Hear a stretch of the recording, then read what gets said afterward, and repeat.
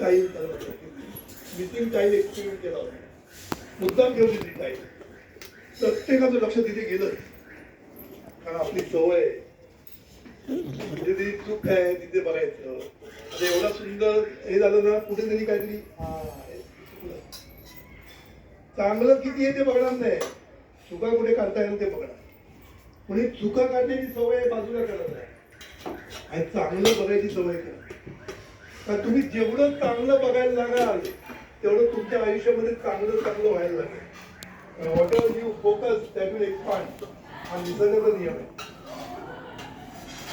म्हणून सद्गुरू म्हणतात निसर्गाचे नियम पाळा आणि आपले सरकारचे नियम पण पाळा. आपण सरकारचे नियम पण पाळत नाही.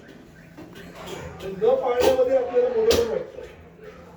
ट्रॅफिक मध्ये नियम न पाळणं म्हणजे मी मोठा आम्हाला लागू नये.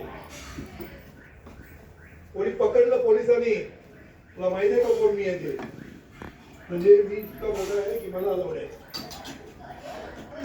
म्हणजे ट्रॅफिकचे नियम तोडणं त्याच्यामध्ये आपल्याला मोठे असतं. एक जॅपनीज माणूस आला होता, म्हणजे जॅपनीज इकडे जास्त येते. जॅपनीज माणूस आपल्याला इंडियन माणसाला घेऊन फिरवता कुठे कुठे कुठे. त्याला काय काय दिसलं की बरोबर नाही ते बरोबर नाही. यांनी उत्तर दिलं एसक्यू म्हणतात काय नाही हो, आमच्यावर 150-200 वर्ष राज्य केलंय, त्याच्या अगोदर मुघलांनी राज्य केलं म्हणून आम्ही आता असे झालो. आम्ही खूप मोठे श्रीमंत होतो, आमची वाट लागली ह्या लोकांमुळे. त्यांनी सगळं ऐकून घेतलं. त्यांनी सांगितलं काय कचरा कुठेही टाकतात, हे काय तुम्हाला त्यांनी शिकवलं, इंग्रजांनी शिकवलं.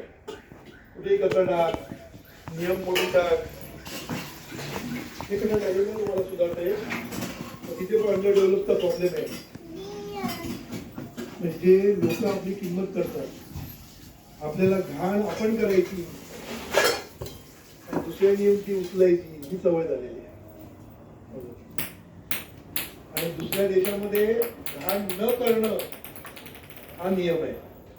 आपल्याकडे घाण करून साफ करणं हा नियम आहे.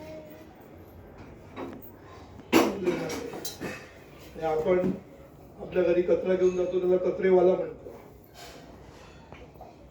कचरेवाला म्हणतो, खरा कचरेवाला हाच असतो. हा कचरा करतो, तो बिचारा उचलून घेऊन जातो. मग कचरेवाला कोण?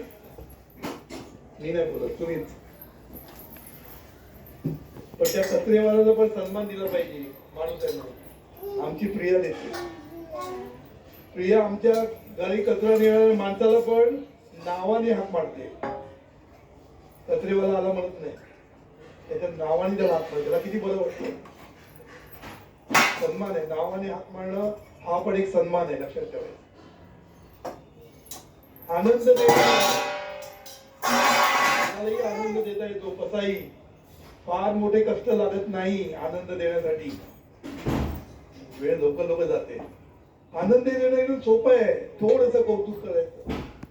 म्हणून सद्गुरू काय म्हणतात की इच्छा, विचार, उच्चार, आचार याच्या मार्फत तू आनंद द्यायचा प्रयत्न कर. पण चिंतन काय कर? शुभचिंतन कर. विचार कसा कर? शुभ विचार कर. इच्छा कशी कर? सर्वांचं भलं होते मन. चांगलं बोलणं, शुभ बोलणं म्हणजे लोकांचं कौतुक कर. काय थोडं तरी चांगलं असेल ती कौतुक कर. लहान मुलांचं असं असतं, मी कौतुक करणार तो आणखी सुधरत राहतो. त्याच्या नुसतं दोषावर नाही होत. म्हणून आपल्याला स्वतःला सुधारलं पाहिजे सुखी होण्यासाठी. दुसरं कोणी तुम्हाला येणार नाही सुधारलं नाही. आपल्याकडे सगळं दिलेलं आहे ईश्वराने, त्याचा वापर करून आपण मोठे होऊ शकतो. सगळं काही मिळण्याची ताकद आपल्यामध्येच आहे. ईश्वरी शक्ती आपल्यामध्येच आहे, बाहेर शोधायची गरज नाही. आपण सगळीकडे धावतो ईश्वरासाठी. ईश्वरी शक्ती आपल्याच मध्ये आहे. हे सगळ्या संतांनी सांगितलेलं आहे, आम्ही सांगत नाही, सगळ्या संतांनी सांगितलं. अहम ब्रह्मास्मी म्हटलंय तर ओमशी म्हटलेलं आहे. म्हणजे इथेच आहे सगळं, ब्रह्म बिंब सगळं आतमध्येच आहे. त्याचा वापर कसा करायचा समजलं पाहिजे, त्याच्यासाठी जीवन विद्या आहे. तुम्हाला कोणीतरी सांगायला लागतं की अरे तुझा भाव नको ठेवू, आत्महत्येला तुझा भाव माहीत नसतो, तू दुसऱ्यांचं वाईट करायला पण जाऊ नकोस, दुसऱ्यांचं वाईट बोलू पण नको आणि दुसऱ्यांच्या बद्दल इच्छा पण वाईट करू नको. दुसरं आणि तू एकच आहे हे लक्षात ठेवा. आज एवढं तरी समजून जा की सर्व माणसं खरी एकच आहे, कारण की चैतन्य शक्ती एकच आहे. बाकी सगळं काय म्हणतात त्याला महत्वाचं नाही. राव आहे ना, स्मशानात गेल्यानंतर राव पण काय नाव